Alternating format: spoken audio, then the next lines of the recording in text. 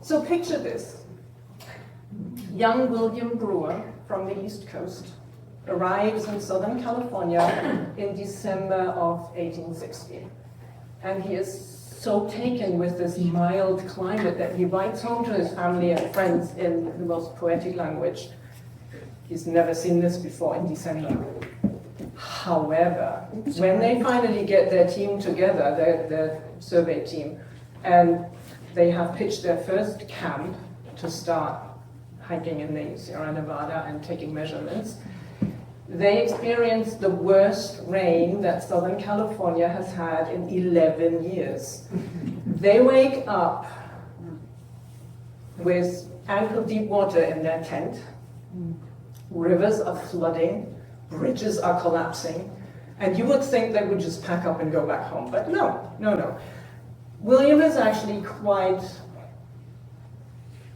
cool about this development of things. He writes about it in his journals, and that's it. He doesn't complain. They just go on with their work, and they do as they set out to do, surveying California mountains. Now, our presenter Richard, I'm sure, has very, very different conditions to back in 1860. They have the advantage of modern high-tech equipment for camping and hiking, and they probably wait out the rainy season before they set off.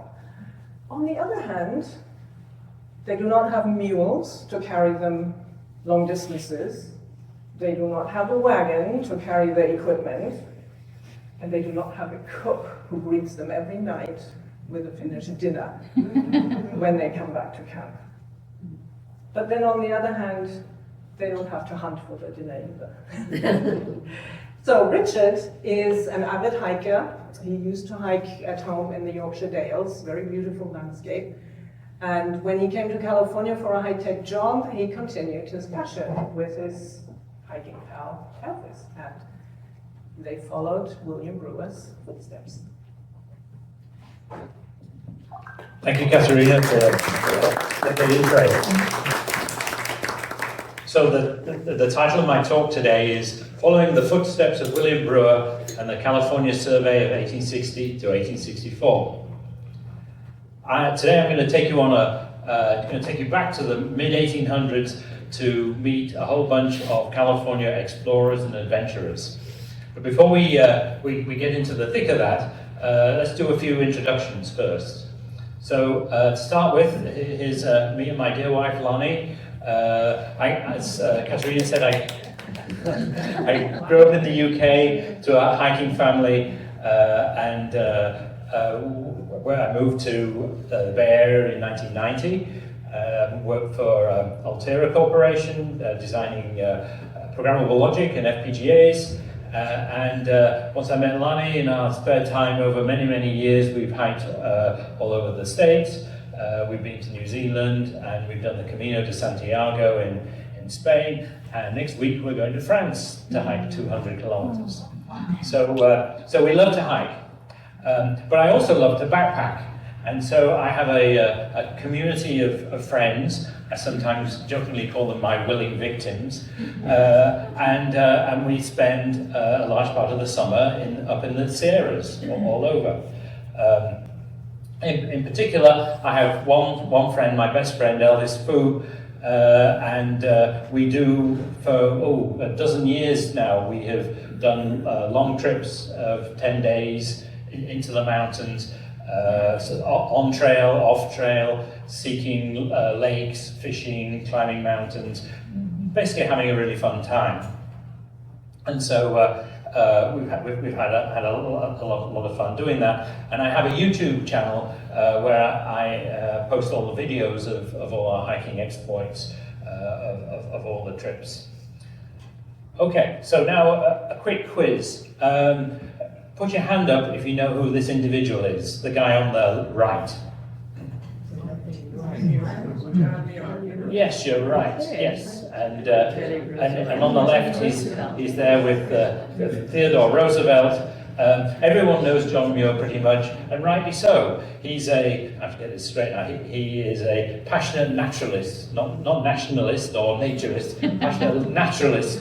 And his lobbying of Theodore Roosevelt was led to the creation of the national park system. So he certainly deserves, not only is he an important historical figure, he's an important historical celebrity in that he's widely known and quite rightly so for the great things that he did for this country. And he lived from 1838 to 1914. What about this guy? One person knows. Well, clue is, he's the fellow that's in the title of my talk. And he went from 1828 to 1910, so he's 10 years prior to Muir. And whilst Elvis and I were hiking in the mountains, we ran into him. Not literally, but in a literary sense, in that there is a book that was published called Up and Down California that contains his journals as he led the California survey between 1860 and 1864. The California survey, they traveled 14,000 miles up and down California, north, south, east, west. And in reading this book, it reminded me of my childhood. In Britain, we do a really good job of celebrating British explorers, everyone from Sir Francis Drake to Dr. David Livingstone in Africa, who incidentally is about the same era as this, Mallory and Irving, Everest, Scotty Antarctic, etc., etc. So we're fed this diet of great explorers with our baked beans on toast. So I learnt so much from this book, and in reading it through, looking at the pictures, etc.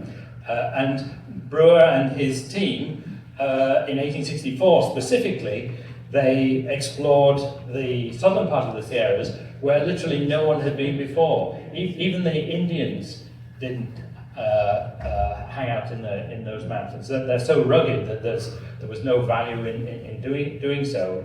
Little of vegetation, etc. And this was the area that Elvis and I go every summer. So in reading the accounts, they were doing the same things that we were doing. Well, mostly. They tended to shoot anything that moved. We don't do that. These guys were just as much the great explorers that I learnt at school, and we do the same thing every summer that they do. Just 160 years later, they were the first to enter the southern Sierras, and they did this at least 10 years before John Muir showed up to California. They have a historical footprint too, but as we just demonstrated earlier, they're not very well known. And so my goal really was to introduce these lesser known early explorers to you all, and hopefully bestow upon them a little bit of historical celebrity. Brewer's journals, which I'll get into a lot more later on, are very precise. He's a scientist, so everything is very precisely described. And so we know exactly where he went, even in this uncharted part of the mountains. And so we thought we wanted to sort of get more into their heads as to why we're a bunch of academics out there exploring the mountains and what motivated them to do so. And so I came up with this idea of, well, what if we followed the same route that they trod, climbed the same mountains, seen the same views.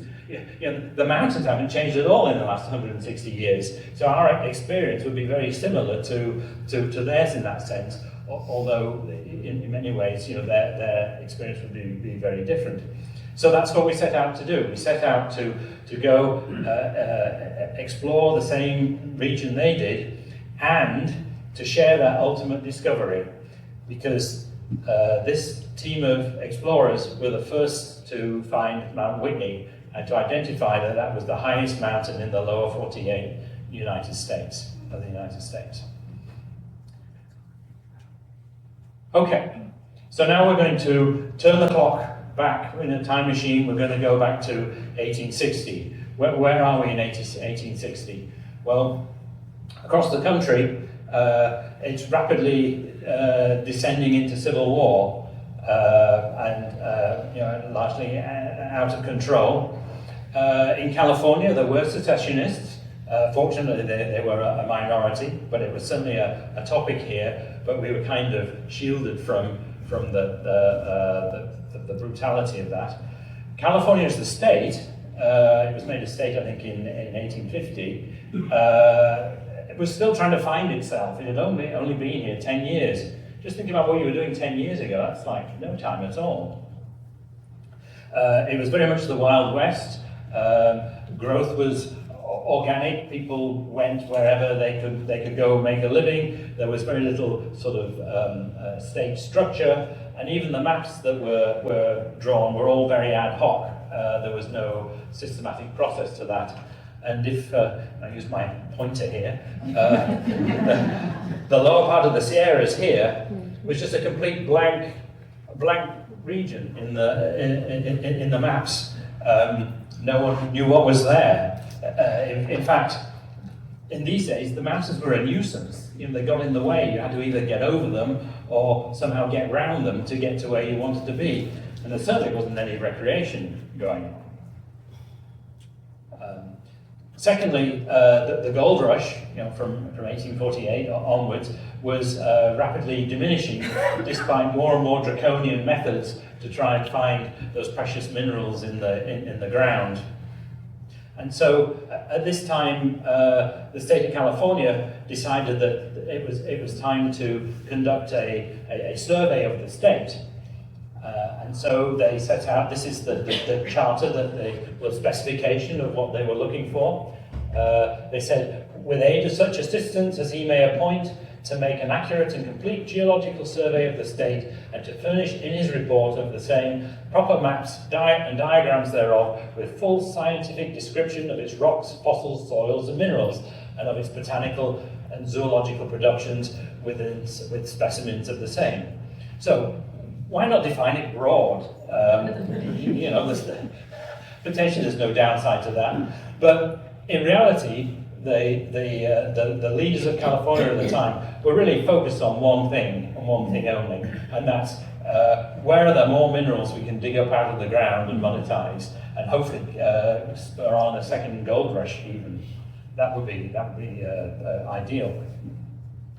So they appointed a gentleman called Josiah Whitney to lead this survey. He had a pretty impressive resume. He'd studied at Yale. He'd done a survey of Lake Superior. His specialities was chemistry and geology. And he'd written a publication called The Metallic Wealth of the United States. So, this is the kind of guy you would think would be ideal for this. Whitney took an even broader perspective to the broad mandate that the state had defined. And that would cause a host of all sorts of problems later on. Okay, so Whitney appointed, well, let me go back a second. You can see that Whitney is no spring chicken, and so he needed someone young who could lead these expeditions up and down the state, trying to document what existed. And so he appointed William Brewer to take on this role.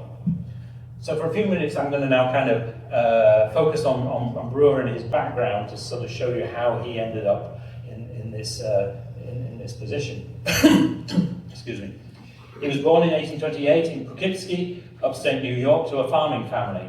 He was a smart student, and as such, his family decided to send him to university. They were hoping that he would learn all sorts of new techniques to improve the farming efficiency and capabilities.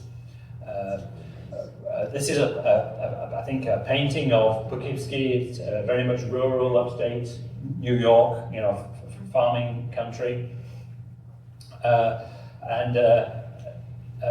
So Brewer went to the Sheffield Scientific School, which became part of Yale University, and there he did really well. He studied, in those days he didn't just study one subject, he studied a sort of a wide range of sciences.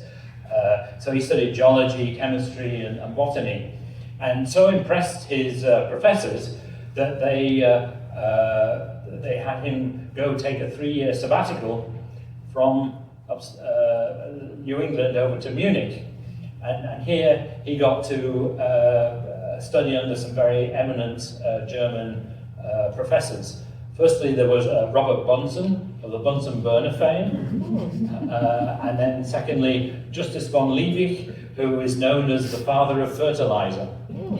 Germans were great chemists at this time in the 1860s.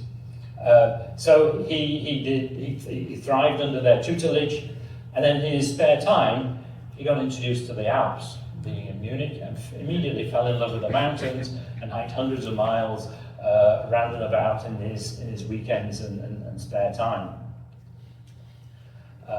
So after 3 years, he came back to New England, and he was appointed a professor at the Washington and Jefferson College in Pennsylvania. He met Angelina Jameson, fell in love, and got married in 1859. And so his life had proceeded along this exciting path of professorship and now building a family. Everything couldn't be any better. And then disaster struck. In summer of 1860, his wife died giving childbirth, and 3 or 4 weeks later, his newly born son also died. So suddenly he was left kind of distraught and rudderless and not really knowing what to do with himself. Sort of a nasty turn in events. This is the time that Whitney approached Brewer and said, hey, I've got this project in California, would you like to come and lead these field expeditions? So he jumped at this. It's an opportunity just to throw himself into something new and different and hopefully sort of forget the tragedy that he was dealing with. And so Brewer and Whitney took a ship down to Panama. No Panama Canal in those days. They walked across Panama, and then another boat up to San Francisco, where they worked on assembling a team to perform these surveys. So this is the team at the beginning of 1860 that undertook the survey. So you can see there's Brewer on the far end and Whitney in the middle, and then we've got Averill, Gabb, Ashburner, and Charles Hoffman. I don't know why they're looking so severe. Looks like the Giants must have lost again. But what's striking about this is, firstly, all these individuals are college graduates. You know what percentage of people in 1850 were college graduates? Tiny fraction of 1%. So that is really unusual. And so Whitney had set up this survey to have a very much an academic bent. The second thing that's intriguing is there's a very wide range of disciplines here. There's everything from botany to chemistry, paleontology, as well as geology, metallurgy, and mining. So this is how Whitney was throwing the net wide in terms of what the survey would go off and discover. Okay, so we're in San Francisco in 1860. This picture actually comes from around that time. So what I'm going to do now is I'm going to talk about the survey. The book is so rich with so many anecdotes. There's no way I can barely touch the surface in the space of 1 hour. So I'm going to break the talk into a first section where I'm going to talk about 1860 to 1863, where they went all up and down California and into Yosemite and around. And then in 1864, in the second half, I'm going to focus on what they did in the mountains. That's where their journey kind of converges with our journey. And then in the third half, I'll have a few takeaways and thoughts from the whole experience. Okay, so 1860, well, by the time they actually landed in San Francisco on the day of the election, the day that Lincoln was elected. But of course it took like 2 months to count the votes. They were even slower then than we are now. But once they got going in 1861, the first thing they did was they took a ship south to Los Angeles, and then they worked their way up the coast. They went and visited the Napa Valley, and then generally in the winter months they overwintered in San Francisco. I've put the populations on this map here to give you a feel for what California looked like. Clearly San Francisco is the biggest city, and Sacramento's being the hub behind all of the gold activity in the foothills. But note that Los Angeles is barely bigger than San Jose at this time. In fact, Brewer describes in the book that the Los Angeles basin was basically a desert populated by foul-smelling alkali ponds. He was not very impressed. This is a picture of Los Angeles in 1861. Not that, so it's a very, very small place. And then, as I said, later on they went up to Calistoga. Up to Napa Valley, sorry. Napa Valley was a whole mixture of agriculture. There was fields and grain farming, there was orchards, and a few emerging vineyards, which he talks about. This is where you learn all sorts of interesting things in this book. Have you ever wondered why the Napa River flows all year round, even though there's no mountains to feed it? Well, it's because not only from Calistoga, but all up in the mountains, there are loads of hot springs that all trickle down and feed the river. So this shows what Calistoga was like in 1862. This is one of the very few photographs there are of the Whitney survey. This is actually at the foot of Mount Diablo. Can you think why there would be so few photographs? Anyone, any thoughts? The devil. It's scary. The cameras were really heavy. Yes, the cameras were heavy. They were using glass photographic plates, which would be fragile as well as heavy. The other thing is, if you were a photographer worth your salt, you wouldn't be here. You'd be on the East Coast documenting everything that was going on there. Far more exciting. But here shows a typical camp in the early years. You can see there's a big heavy canvas tent. They do have a wagon and some horses and mules. And you can see they're hanging out here at the foot of Mount Diablo. Brewer had a friend that lived in San Jose. This is an old college friend of his, a fellow called the Reverend Laurentine Hamilton. And there's many accounts of him going to visit Hamilton and his wife and having dinner there, and always references to Hamilton's two lovely daughters. And one day Hamilton said to Brewer, I would love to come on one of your local trips sometimes when you're hiking up in the Bay Hills, and I'd love to see what you all get up to. So Brewer said, sure, come along. Well, probably the most exercise that Hamilton got was sort of at the pulpit preaching on Sunday. So I can sort of envision him sort of slogging away behind these people that were out in the field every single day.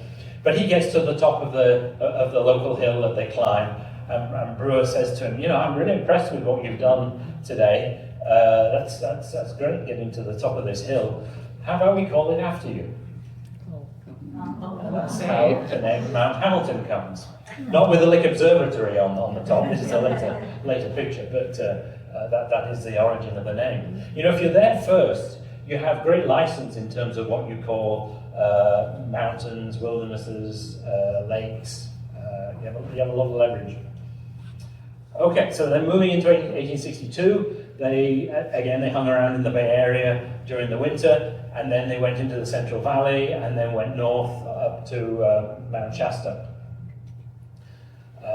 In the Bay Area, they visited the Almaden quicksilver mine. Quicksilver or mercury is a critical element for extracting gold out of quartz. So this was a very important part of the whole mining industry. It's very relevant for them to go and check out. And also 1862 was the year of the Great Flood. The whole of the Central Valley in California was completely flooded. It became a giant lake. I can't describe this as well as Brewer does, so I'm just going to read you this part of the account. In San Francisco, the city was 37 inches of water has fallen, and in Sonora and Tuolumne, 102 inches or 8.5 feet at the last dates. These last floods have extended over this whole coast. At Los Angeles, it rained incessantly for 28 days. Immense damage was done, and one whole village was completely destroyed. Judge Field of Sacramento City said a few days ago that his house was on the highest land in the city and that the mud was 2 feet in his parlor. After the water had gone down. There was such a body of water, 300 miles long and 60 miles wide. The water was icy cold and muddy, and there were strong winds that made high waves, and it beat all the farmhouses to pieces. So it was quite a cataclysmic event. This is probably the old town of Sacramento, which I'm sure many of you have visited, them boating up and down. So after that exercise, they headed north to Mount Shasta. Here, this shows one of the few pictures we have of William Brewer in his his field gear. I'll explain his equipment in a minute. But let me share another account here. Here, let me say that Mount Shasta is the highest point in the state, that it has long been an object of admiration and wonder, that it has been ascended by a number of persons, and yet absolutely nothing was known of it except its existence. Of its geology, not a structure, not a word can be found anywhere. Of its height, matters are nearly as vague. Lieutenant Williamson and Colonel Fremont guessed that it was 17,000 feet high, and hence it went into all the maps and documentation. But many doubted it was so high, and last year a man got to the top with a barometer and gave its height at less than 14,000 feet. But he had a poor instrument, and moreover no good facilities for measuring the mountain. So the way that they would measure the height of a mountain, you see the long tube that he's carrying. That's a field barometer, and they would carefully carry that up to the top of the mountain, and by measuring the pressure, they would be able to determine the height of the mountain. Now, the scientists among you will say, "Hang on a minute, Richard. What about the weather? Because the weather changes at the pressure too." Well, what they would do is they would have one fellow who would have to stay at the bottom of the mountain, and he would have a barometer as well. And then every 15 minutes they would take measurements, and then when they got back together, they would be able to factor out any weather fluctuations. So that's how they did this. Whitney actually came on this trip too. There's quite a vivid account of them slogging their way up the mountain in the snow and how cold it was. There's one area where it says they didn't have tents at this point. It said, "I woke up in the morning and there was 3 inches of snow on top of my blanket." Whitney actually got frostbite on the top of the mountain. Okay, and they measured the height of the mountain to be 14,317 feet. Okay, so now we move on to 1863. They first went down the Central Valley to the, never say this word, the Tehachapi Pass, and then worked their way northwards, spent quite a bit of time in Yosemite, mapping the valley, and then worked further north, going zigzagging back and forth across the mountain passes. You can see here that they're sort of zigzagging back and forth, and then made it up to Lake Tahoe, which at that time was called Lake Bigler. The third governor of California decided he wanted the lake named after him. This idea of politicians being obsessed with naming things after themselves isn't a phenomenon.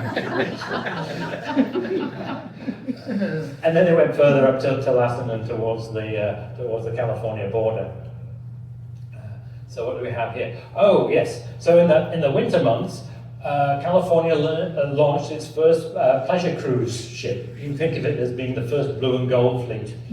And with the Whitney folks being kind of celebrities in the city, they were given tickets to go on the inaugural voyage.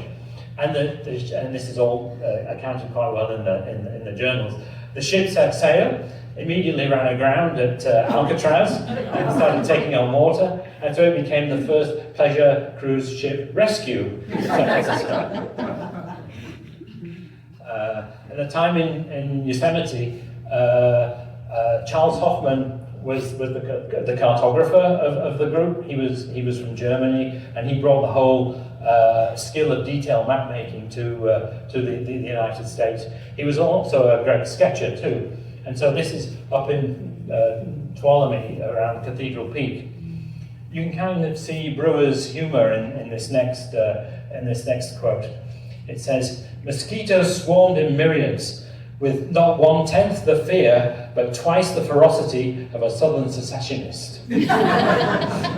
After 7 hours of hard climbing, we struck the last pinnacle of rock that rises through the snow and forms the summit. As we named the other mountain Mount Dana, after the most eminent of American geologists, we named this Mount Lyell, after the most eminent English geologist. You see, they have free license to name everything that they come across. Two peaks were especially fine, Unicorn Peak and a sharp needle over 11,000 feet high called Cathedral Peak, about the same height, the latter something the shape of a huge cathedral. In fact, they did extensive mapping of Yosemite Valley. This is one of the maps that they created. And while they were not part of the lobbying of President Lincoln to protect the Yosemite region in 1864, their scientific mapping work in 1853 enabled Frederick Olmsted to have something concrete to show Lincoln that what Yosemite was, etc. Along the trail, as well as Brewer writing journals, he kept detailed notebooks. This graphic kind of misbehaves sometimes. And so he documented everything he saw, rocks, fossils, plants, you name it. And there are, they collected boxes and boxes of samples of dried flowers and fossils and other things of importance. Some of these are in, I think, the Bancroft Museum up in Berkeley. Some of these up at Harvard University. I think there may even be some of it at the Smithsonian. But they literally created crate loads of material. And in fact, they named many plants that they came across that they'd not seen before. This one's called Buchera breweri. And in fact, if you see any plant that has breweri at the end, that means Brewer found it and bagged it for himself. You can see some of the dried flowers on the other side. Okay, we're back to this picture again. They're still looking pretty grim. So when we've now been out and about all over the state for 3 years, and they had, as you can see, they covered a lot of territory, but Whitney had difficulty. He was a great visionary, but he was a terrible politician, and so he wasn't really able to work the California legislature. Plus, expectations were so a million miles apart. They wanted to know, well, where do we need to go mine next? And so they weren't very receptive to, well, we found wonderful waterfalls, and you wouldn't believe the scenery up in Napa, etc.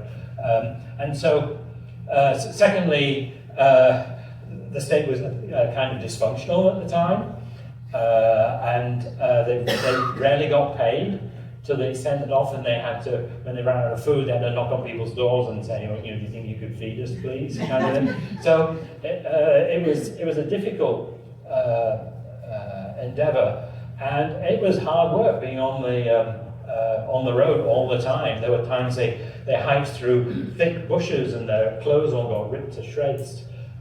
So by this point, Brewer had done a great job trying to keep everyone together and focused. But by this stage, Chester Averill, William Gabb, and William Ashburn were kind of had had enough. William Ashburn had been very ill, and I think Gabb and Averill kind of saw the writing on the wall that there's going to be continual struggles in keeping the survey funded.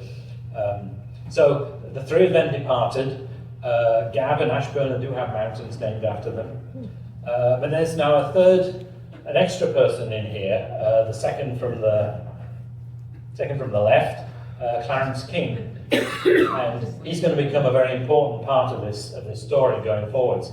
He also wrote a book called Mountaineering in the Sierras, and so I've used a combination of his writings and Brewer's writings, which are very complementary, which I'll talk about a little later. There's a good anecdote about Clarence King and meeting up with Brewer.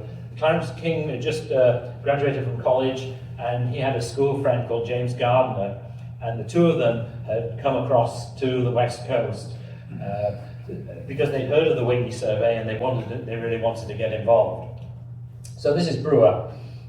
At Sacramento, I took the steamer to San Francisco. On the way down, two young men came up to me and asked if my name was Brewer. And they introduced themselves as two young fellows just graduated last year in the Scientific School of Yale College, graduates again, who this summer have crossed the plains. Their names are Gardner and King. Of course, I was glad to see them, and King I'm going to take on my next trip. Well, shortly after, Gardner also joined. Excuse me. So you can see we're sort of transitioning. We've lost some members, and we're now gaining some more. We've got Clarence King here on the bottom left, and Gardner above him. The only person I haven't, and Charles Hoffman, the map maker, is still with him. In fact, he goes right back to the very end. The other individual, Richard Cotter, he was just a young guy hanging out in San Francisco, got to see what these folks were up to, and he basically said, "Can I come along?" And Brewer said to him, "Well, I've just lost my packer." The packer's the guy who looked after the horses and packed all the gear on board, etc. And so he said to Cotter, "If you can be the packer, then you can come." Well, he knew nothing about packing, but his enthusiasm sort of made him a quick learner. Right. So here's our team. This is a few of these rare photographs we have. You can see all their gear here. So we have theodolite, sextant. Here's the infamous field barometer. I think there's another one here, and something to smash the stones, looking for fossils, and of course a gun and specimen boxes. This is what they would look like. Just look at their clothes. It must have been heavy and not particularly comfortable. Okay, so this is the point now where their story converges with Elvis and I, as in 1864 they headed off into Kings Canyon and Sequoia, these areas where no one had ever been before. What we wanted to do was, if we could follow their route, we could experience, as I said earlier, experience the same experiences that they had done. So they set off from San Francisco down 101 to Gilroy. This is one of Hoffman's sketches of Pacheco Pass, across the pass and into the Central Valley. This year, floods had all gone. We're now in the middle of a severe drought. And in those days, when there was a drought, the Central Valley turned into a complete dust bowl. There was no irrigation or anything like that. The quote here says, "Dust fills the air. We cannot see 50 feet in any direction. As we drink our cups of tea, there is a deposit of fine sand in the bottom. Dirt, dirt, dirt. 300 cattle have died by a miserable water hole." So pretty grim. They were pleased to get up into the foothills to this place called, well, firstly through Visalia and then up to Big Meadows. Big Meadows was sort of like the last settlement before getting into the mountains proper, and that's where they stocked up on food. Their provisions would be dried deer meat, dried bear meat, sacks of flour, and other non-perishables. And also, in those days, they had a tendency to go shoot anything that moved. So they would find other things to eat along the way. Okay, so I'm going to show a few clips to sort of illustrate us hiking their route. In this one, we're really trying to point out that we have the luxury. All our intrepid explorers had was past experience of hiking where no one had hiked before. Crossing this terrain without a path was indeed challenging. We divided the baggage between all the animals and walked, for the way was terrible.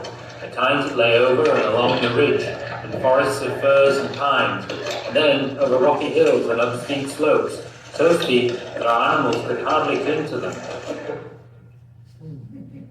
So paths make a huge difference. When we go, Elvis and I go cross country, our speed is like a third of what it is on the trail. You can also see here our equipment, our backpacks. The red thing is our tent, and the orange thing on my shoulder here is my Garmin InReach.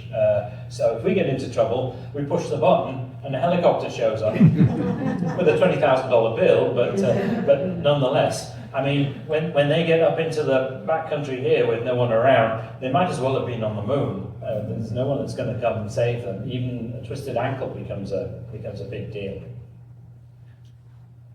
Okay, so the goal, you can see back on that last, we're still very much in forests. The goal was really to find a peak that stood on its own, so they could get a view of the Sierras to the east to figure out where they were going to go.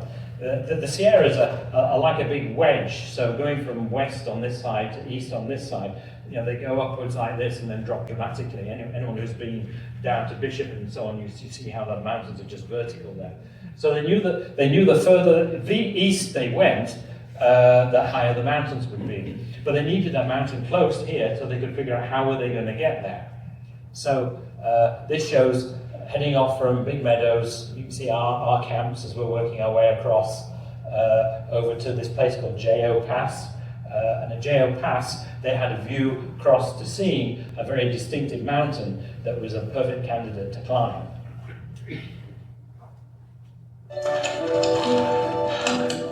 As Brewer's team near the overlook of Jo Pass, their quest for a bird's-eye lookout over the Sierras was finally resolved. They saw a tall, distinctively shaped peak in the near distance.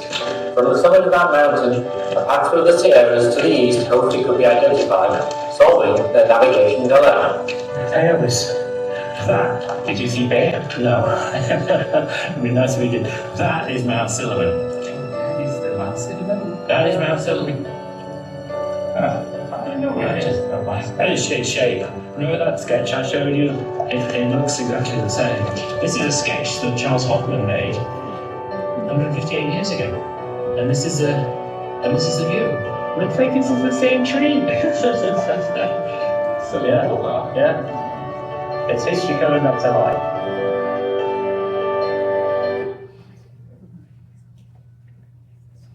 Okay, so this is Mount Sullivan. They named it again, and this was named after one of Brewer's professors way back in Yale. His Brewer's account of climbing this mountain. This actually brings up now a serious challenge that we faced. We had a rough trail over sharp ridges and finally up a very steep pile of granite rocks, perhaps 1,000 feet high, to the peak, which is over 11,000 feet high. So they had no idea where they were going. So they climbed these mountains by the most crazy way imaginable, because they just saw it and they just climbed it.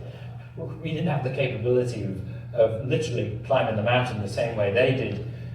So the blue line represents where they went, over Jo Pass, and then up to, you can see Mount Sullivan here, all out on its own. This is the route we ended up taking, climbing Mount Sullivan the way that normal sane climbers climb it these days. So we had to kind of modify our route to deal with these challenges. So instead of that vertical pile of rocks you saw in the previous slide, this was more what we had to climb up through. Easier? Easy. This is more from Brewer. We called it Mount Silliman in honor of Professor Silliman Jr. And he was one of, as I said, one of Brewer's professors. We actually climbed it. We set off in the dark and climbed it just as dawn came over from the east. That's exactly what Brewer and Co. did. They didn't do that here, but they did it at Mount Shasta. So we get the same kind of feeling. Okay, so you can see this big range of mountains in the east, and I'm pointing to this triangular, pyramid-shaped mountain. They decided that was probably the one that they would go try and climb. Their perspective was that those were the highest mountains in the Sierras. The mountains that are known as the Sierra Crest, the mountains that are right on the eastern edge, which by definition are the highest. It says, a great rocky amphitheatre surrounded by rocky ridges, very sharp, their upper parts streaked with snow, constituted a wild, rough, desolate landscape. Then clouds suddenly came on, and we had a snowstorm. One point I can mention here is the weather, this is July the 7th, the weather at that time was substantially colder than it is today. There are many accounts of it being 17 degrees first thing in the morning. Now that's way below freezing. We might get a bit of frost when we go, but nothing like that. Okay, so here we have Mount Silliman. We've got here's this valley that they could see, and here is this pyramidal peak in the distance, which, kind of spoiler alert, they decided to call Mount Brewer after their boss. And the orange tents are theirs, the green tents are ours, so we're largely following the same path. I'm going to talk a little bit about camps next. This is, again, one of these few photographs we have. It's not actually of this year, I think it's probably the Yosemite year, but you get a good feel for what that camp looks like.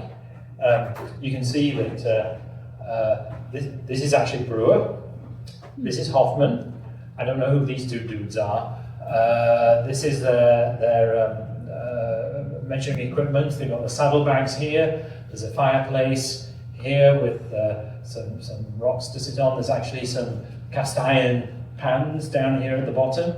And you can see a whole bunch of plates and dishes here. They've obviously just had lunch.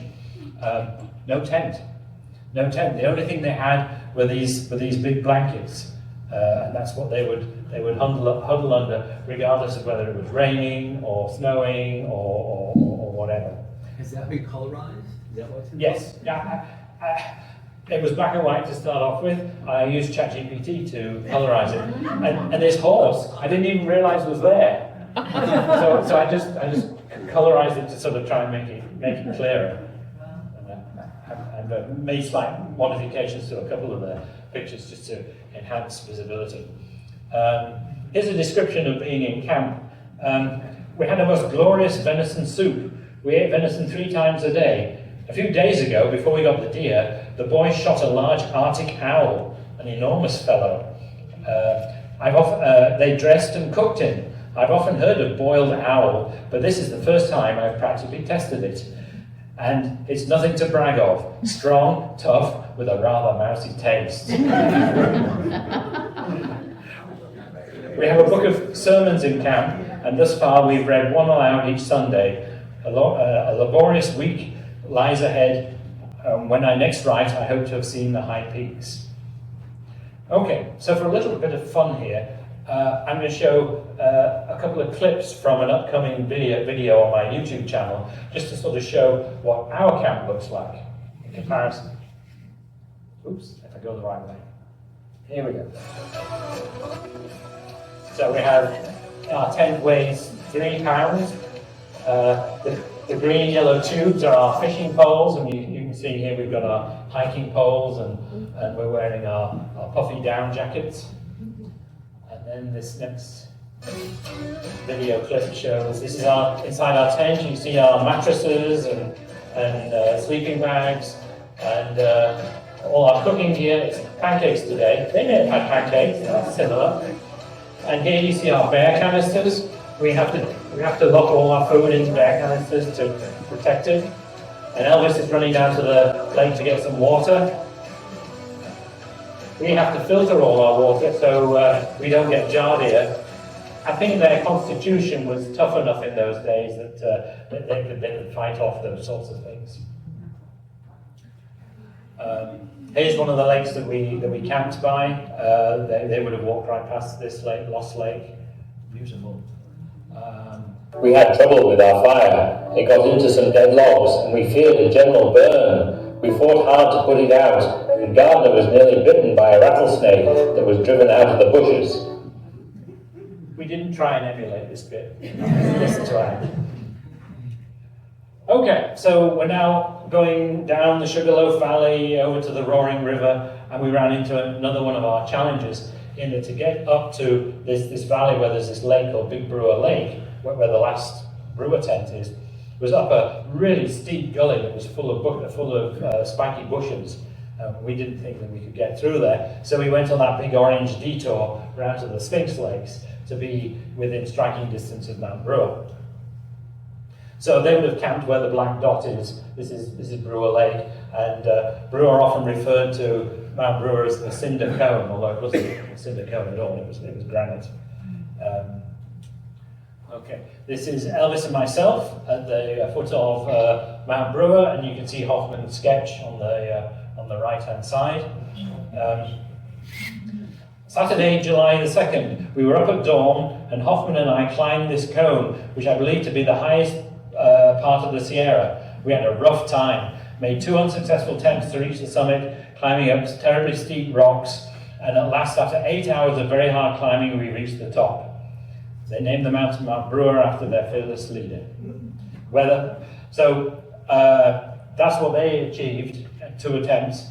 We actually didn't make it to the top. We got as far as the ridge here, but you can see the weather was kind of turning, and we were kind of short of time too.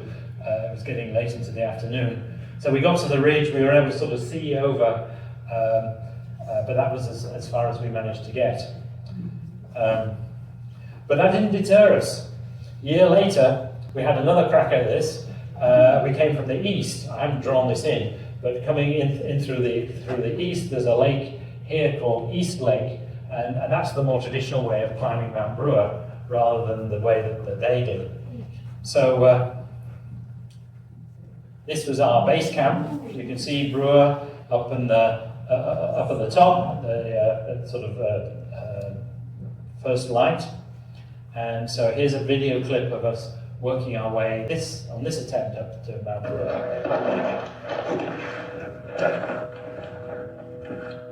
This has pointed out a wall there, which this ridge of boulders kind of goes up to.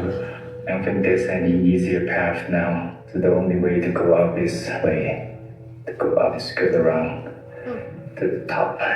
And we're hoping that along the side of that wall, there's a pathway up. We'll see. But for now, it's just traversing the boulders to get to that ridge. Having final steps. Never make it. A pair of shoes here. We made it! That's the top. My God, we made it! Oh. Good job, Elvis. So you kind of get a feel for what they would have experienced climbing up all this granite, and you can see that the mountain range is all all to the east. Here's Brewer's reaction in getting to the top. The view was wilder than we'd ever seen before. We were not at the highest peak, although we were 1,000 feet higher than we'd anticipated any of the peaks were. We'd not supposed that there were any over 12,000 or 12,500 feet, where we were actually over 13,600. And there were a dozen peaks in sight beyond higher or even higher.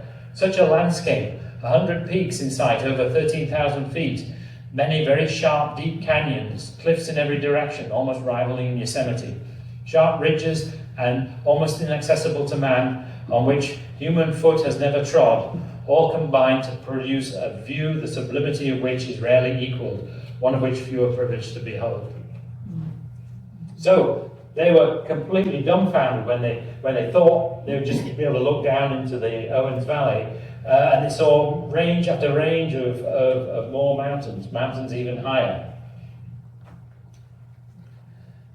On calculating the height of the peak and finding it so much higher than we expected, and knowing there were still higher peaks back, we were of course very excited. Here there is the highest and grandest group of the Sierra, in fact the grandest in the United States. And in fact, in amongst all these mountains is Mount Whitney. So they saw this mountain that was clearly higher than the others, and with their equipment they could get an estimate and realize that it was 15,500 feet. They wrote a note and stuffed it in a bottle. He says, we planted the American flag on the top and left a paper in a bottle with our names and height, etc. It is not at all probable that any man was ever on the top before, or that anyone will be again, for a long time at least. There is nothing but love of adventure to prompt it after we have the geography of the region described. On our return, we slid down an 800-foot slope of snow. We got back very tired, but a cup of hot tea and venison soup soon restored us. Was that bottle there when you went there? No. What? These are the wonders of ChatGPT. Yeah. I gave it the fragment exists with the writing, and I suggested it put it in a bottle of that period and stick it on the mountain, and it did.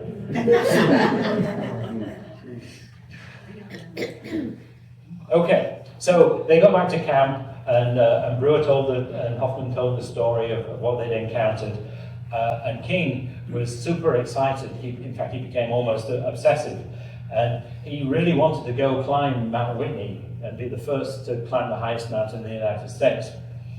He wrote, so I'm now using some of his accounts as well. Brewer and Hoffman were old climbers, and their verdict of impossible oppressed me as I lay awake thinking of it. But early next morning I'd made up my mind, and taking Cotter aside, this is Dick Cotter, I asked him in an easy manner whether he would like to penetrate the terra incognita with me at the risk of our necks, provided the Brewer would consent. In a frank, courageous tone, he answered in his usual mode, why not? Stout of limb, stronger yet in heart, of iron endurance and a quiet, unexcited temperament, and better yet, deeply devoted to me, I felt that Cotter was the one comrade I would choose to face death with, for I believe there was in his manhood no room for fear or shirk. You can see that King's style of writing is a little different to Brewer's. This kind of shows the sort of terrain that they would be dealing with. So they went and talked to Brewer. Brewer said, you've got to be crazy. That mountain's miles away. There's no way you'll get there. And besides, we only have 6 days worth of food left. And they kept pestering him. And in the end, he said, look, you've got 6 days. Go as far as you can. And if you're not back in 6 days, then we're going to have to leave. And I'll post your obituaries in the San Francisco Chronicle. So they set off. July 4th, all were up at dawn. We got breakfast, and King and Dick packed their packs. 6 days of provisions, blankets, and instruments. They still took their instruments with them. Made packs of 35 or 40 pounds each to be packed into such a region. Now, we didn't hike this. I hasten to add, there's no way that Elvis and I would have the ability to do this. So with a little bit of animation, what I've tried to do is recreate their epic route across the Sierras. So they set off from Big Brewer Lake. This is Mount Brewer here on the here, and they go over the top, and they head up to this first range of mountains known as the Brewer Wall. After looking over the brink 10 or 20 minutes, I suggested that by lowering ourselves on the rope, we might climb from crevice to crevice, but we saw no shelf large enough for ourselves and our knapsacks too. And then we head off a bit more. and past this lake. It was probably about as snowy as this, even though it was in July. And so this range here is known as the King's Cairn Divide. So any rain or snow that falls on this side goes into the King's River, and out west, any snow or rain that falls on this side goes into the Cairn River and comes out the southern end of the Sierras. But they had to get over this thing.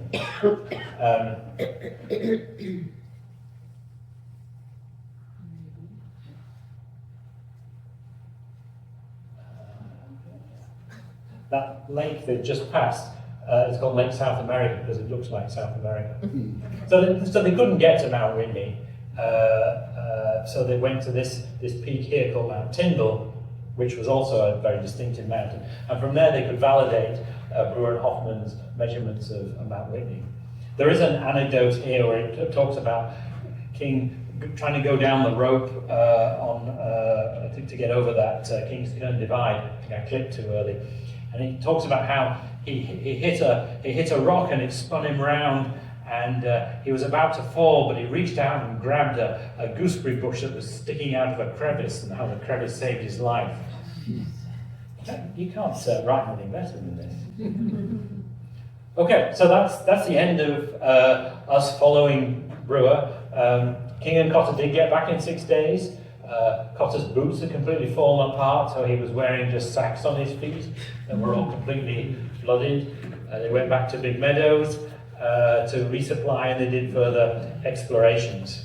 But I don't have time really to go into any more. So I wanted to cover a few final thoughts on where things ended up. Firstly, this slide is called Catastrophists versus Glacialists. So we all today assume that all the mountains were created through glacial action, and that's kind of how it's always been. John Muir was a huge advocate of that. But prior to that, there was a contrary belief that Yosemite Valley, as you see sort of pictured in my background slide, wasn't glacial action, it was some kind of catastrophic action where the valley just suddenly sunk, leaving the steep walls on either side. And so this was the catastrophist movement. It's not quite as bonkers as it sounds, because if you think about volcanoes, well, that's a catastrophic kind of activity. But Whitney was champion of this and wouldn't be convinced otherwise. Brewer was a glacialist, and the more that he saw the mountains and saw terminal moraines and other characteristics of glacial action, he showed that he was convinced that was the case. King initially was a catastrophist, but having been out in the mountains, he quickly joined the glacialists. And remember, this is before Muir has even shown up in the mountains. So, you know, this debate was going on at this time. There's two takeaways I want to make from this slide. Firstly, it shows Brewer's people skills and diplomacy in that he could work with a boss who thought the world was flat, kind of thing. And secondly, it shows the obstinacy of Whitney, which made life very, very difficult in running the program. Okay, so here are five adventurers. They headed up north after their adventures in Kings Canyon and ended up in Yosemite. By this time, Brewer was just absolutely shattered. You know, the clothes were all in rags. This has been a very, very tough year. He'd had enough. And he got word when he was in Yosemite that he'd been awarded a professorship at Yale. And so this is where he decided to depart from the survey. King and Gardner continued for a while, and also Charles Hoffman continued to do his map work. I don't know about Cotter; he kind of disappears off the map. King actually had quite a colourful career. He was still obsessed with climbing Mount Whitney, and in fact 2 years later, he and some colleagues went to the eastern side of Mount Whitney and were determined to be the first to the top. It was kind of a cloudy day. Of course, there's no paths, no maps or whatever. They get to the top. He puts his silver dollar on the top, maybe with some marker to show it was him that got to the top. But when they got back down again, they suddenly realized they'd climbed the wrong mountain. And by the time he came back for a third attempt, someone else had climbed it. So, but actually, King became the first president of the US Geological Society and had a very eminent career. Now of Whitney. Well, you've kind of got a feel for how, yeah, I had sort of mixed feelings about him. You know, he was a difficult man. He struggled to meet the expectations of the California legislature.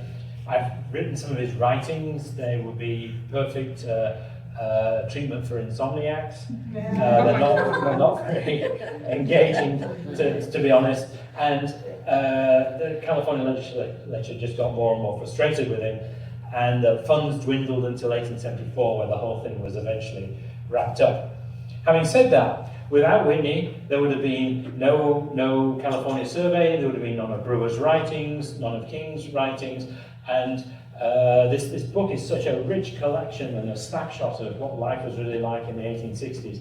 I encourage you to go read it if you're being interested in history. It's a great book. Whitney is actually least recognized by the fact that the highest mountain in the lower 48 states is named after him, and it's probably one of the most popular mountains to climb in the United States because it's the end point of the John Muir Trail. So, in fact, all of the pioneers have their mountains, mostly in Kings Canyon, apart from Hoffman, who has a mountain in Yosemite. Okay, so just wrapping up here. These are three protagonists in older age. I used ChatGPT to examine their writings and tell me what it thought about their characters, their personalities. And this is really enlightening. So I know we're a little over time, but if you'd bear with me.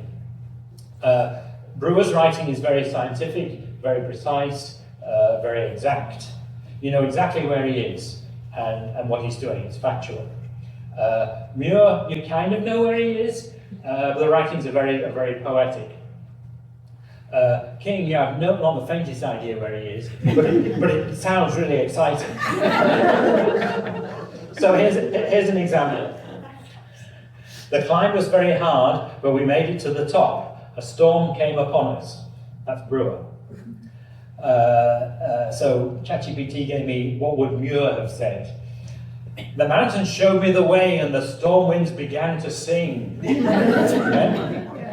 And King, we toiled endlessly and finally conquered the mountain. Then the whole Sierra gathered itself into a storm. I think that reflects quite well the different personalities.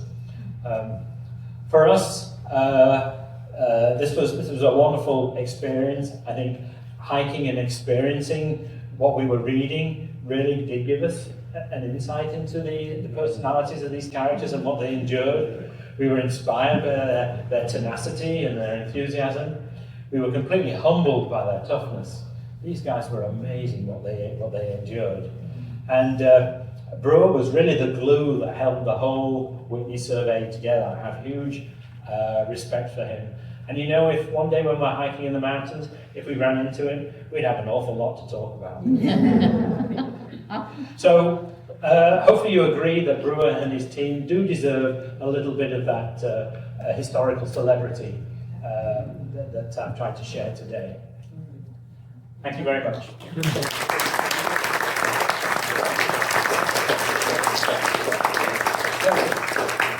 So just before I take questions, I do have a YouTube channel. There is a 5-part documentary if you want to watch more of about Brewer and Co. in the mountains.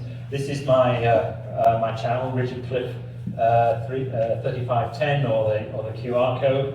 You can just search for Richard Cliff, but you'll get 6 million hits for a British pop star called Cliff Richard. Oh my God. And then lastly, if you're interested in reading the journals, I recommend you read the online version that's upanddowncalifornia.wordpress.com. This is a guy who's put this together and he's merged King and Brewer's writings together. There's lots of pictures, modern day pictures of where they are, particularly in all the bits going up and down California. It helps to really orient you where you are. The guy's called Tehipite Tom, and he did this at the 150th anniversary. Yeah. So, if anyone has any questions, I'm happy to. Thank you so much. This is so interesting. I found it fun because my grandpa was a highway surveyor in Canada, and so he always said that he would eat anything that didn't eat him first, which reminds me of the owl. My question is, you might be the person to answer something that I've been wondering for 10 years. Okay, imagine that everywhere we walked, we left a footprint that was there forever. Do you think that every square foot of California would be covered in footprints from everybody who's lived and explored? Because you've been into such remote places, do you think that every step has been walked on our mountains, or are there still places that just there's no way you could go there? I think my answer, reflect on that. I think the answer would be absolutely not. Not every single, because I mean, just looking at this is East Lake, it was at the foot of Mount Brewer. People always tend to go the least path of resistance. So there will be areas and regions that people hadn't walked on. Elvis and I are always looking for places less traveled and trying to avoid the crowds. But most lakes would have been visited. But if I take your question literally, then that would be the answer. And has every mountain in California been climbed by someone? I don't know the answer to that question. Yeah, I don't know. Have they all been named? No, and in fact, you've seen the arbitrariness of how mountains are named. In fact, there's even a wilderness that's named after a dog. But that's another story. But seriously, there is. And there are lots of lakes. Many lakes are called Lake 10,315 because they don't have a name. I believe that if the National Park Service was really smart, they could actually monetize offering names to mountains and lakes, because there are loads and loads that aren't named. I read a book about the discovery of Yosemite by Easterners moving west, and they encountered a lot of Native Americans, and I'm just wondering about these guys when they were traveling around, if they had that kind of encounter and if there was problems or how they dealt with that. Okay, it's a good question. Certainly in California in general, there were a lot of Indians, and there were kind of different classes of Indians. Brewer's very disparaging of what he calls the digger Indians, which was sort of like the lowest level, that would just sort of hang around and not do anything. King's book has this wonderful account of a funeral of an Indian chief's wife at Big Meadows, where they started it up into the mountains. So there definitely was Indian activity there. Yosemite definitely had Chief Tenaya. So they would go up into the mountains during the summer months. But in Kings Canyon and Sequoia, because it's so rugged, I can't say there weren't any Indians. My wife and I had a big debate about this yesterday. But it was not frequented enough for there to be Indian trails or like you found in other parts of the mountains. Hi, I'm wondering about the accuracy of their surveys and then the outcome. Did they create maps? Did they create policy in California or nationwide? So, one thing I forgot to mention, go back a few slides. This map here is this just absolutely blows my mind. This map was created by Charles Hoffman of the Kings Canyon area. And so you remember the game you used to play as kids where you have a tray with like 20 items on and you have to try and remember what they were? He would stand on top of either Mount Silliman or Mount Brewer, and he would look at the scenery for an hour, 2 hours, something like that. And then he would months later go home and by memory he would draw this entire map. Now, I mean, I think there's a little bit of artistic interpretation in a few places, but you compare this map with a modern map, they're very close. Wow. It's astonishing what he was able to achieve. And in fact, I don't have the slide here, but this is part of an entire map of the whole Sierras that Hoffman made. So did this affect policy in California and nationwide? No, well, I'm not exactly sure, to be honest. I think the output of the Whitney survey at the time was considered to have been a waste of time by the California legislature. It's of more value to us, I think, today as a historical snapshot than it was perhaps to them. They didn't create a second gold rush, obviously, which is what the legislature was looking for. Were there grizzly bears at that time? Did they have run into any scary things like that? Dangerous? There were grizzly bears, and in fact there is an account where Gardner and Cotter spotted a bear and they ran off to go see if they could shoot it. Because they live very different worlds to us. As I said earlier, they tended to want to shoot anything that moved. But there were definitely grizzly bears in the mountains, and some of the bear meat there was probably from some poor grizzly. So following up on that question, what was your worst experience on your hikes with Elvis? Ooh, mosquitoes as bad as the Southern secessionists. I can relate very much to that.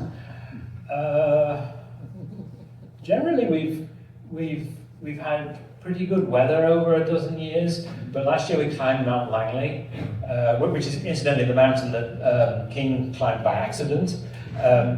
And it was a horrible day. There was black clouds everywhere, but where we were was dry. And when we got up to the top, suddenly the clouds descended on us and there was lightning, and we had to scramble down the mountain pretty quickly. We've had a few other thunderstorms where the ground was kind of crackling, and I'd say that's probably the scariest moment.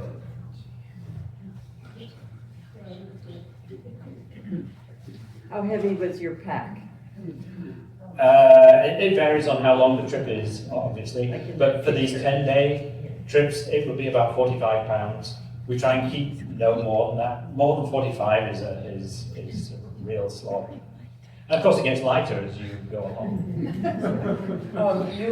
You mentioned one of them, his shoes were in shreds, but I was curious about the shoes because you guys are wearing hiking boots with Vibrant or whatever the sole is, which kind of sticks to a rock, and sort of, not exactly, but I mean, you don't slip, whereas they would have leather, and on a rock, you would slip. So I can't figure out how they could possibly climb.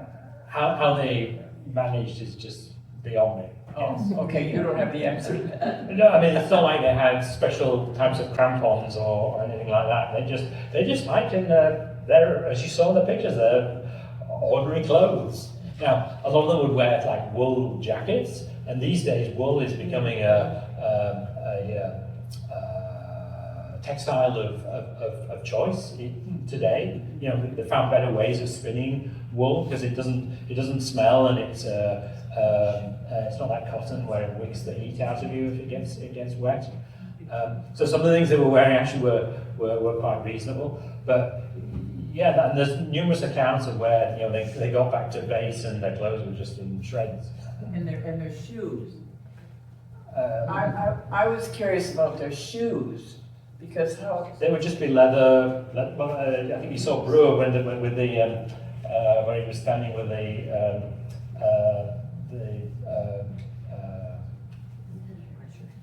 the field barometer. He was wearing heavy boots. Boots would be fairly well made in those days because they would take a lot of beating from everyone. I'm sure the soles were like Vibram soles. No, but I mean, when I was a kid, we would get our shoes resoled. I'm old enough to have leather shoes, and you get them resoled, and just seems like their shoes would wear out in a Yeah. day. Yeah.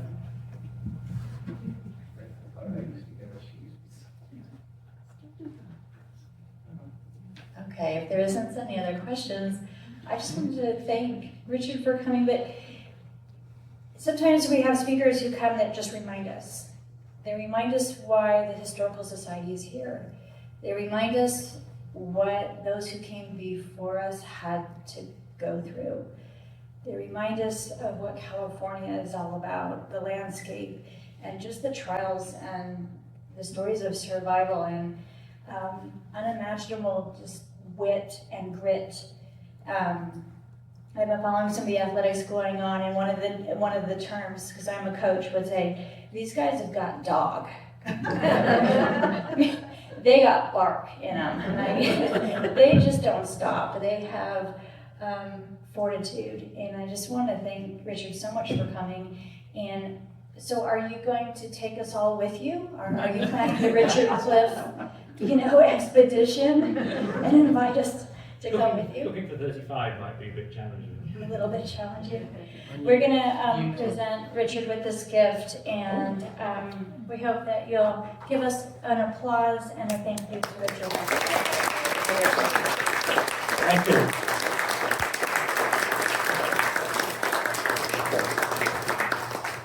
It's truly been a pleasure to talk to you all tonight. It's been very enjoyable. Thank you very much. Thank you.